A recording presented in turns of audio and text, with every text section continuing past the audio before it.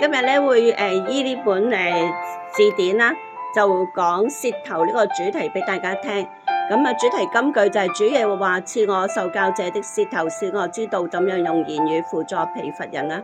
以賽亞書54啦。咁喺舌頭原來咧喺原文裏邊，無論希臘文或者係希伯來文嗰個意思好多個，不過較多咧就係指實質嘅舌頭啦，亦都經常指人嘅言語，好多金句。我列咗兩節喺呢度。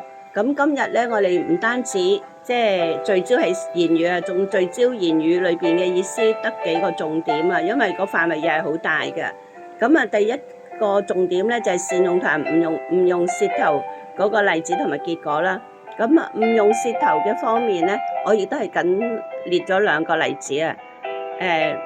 詩篇52:2，你的舌頭邪惡詭詐，好像剃頭的刀，快利傷人啊。詩篇31:20，舌頭的爭鬧啊。咁今日自己係咪唔用舌頭嚟害人啊？擾人同埋煩人咧？自己係咪咁樣嘅咧？另外喺善用方面，我都係列舉兩個例子啦。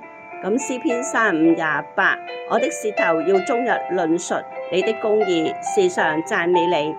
我的舌頭就高聲歌唱你的公義。我哋有冇善用舌頭嚟感謝頌讚神，同埋照聖經嘅啟示嚟談論神自己嘅屬性，讓我哋更加明白同埋認識佢咧？第二就係舌頭滿有大威力嘅喎。咁正如箴言18:21講啦，生死在舌頭的權下，喜愛他的必吃他的果子啊。所以我哋咧一定要謹守舌頭咯。咁箴言21:23，謹守口與舌的，就保守自己免受災難。咁自己係咪慎言慎語嘅人嘅咧？咁不勒住舌頭嘅人咧，原來喺雅各書講咧，佢係假信徒嚟嘅，假敬虔嚟嘅。自己係咪呢類人咧？總結同埋反思啦。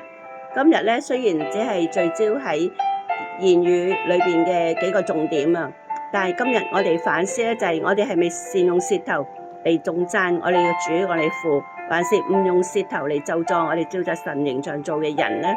咁我哋有冇改善嘅空間咧？同埋更正嘅必須咧？願榮耀頌讚歸於至高真神，阿門。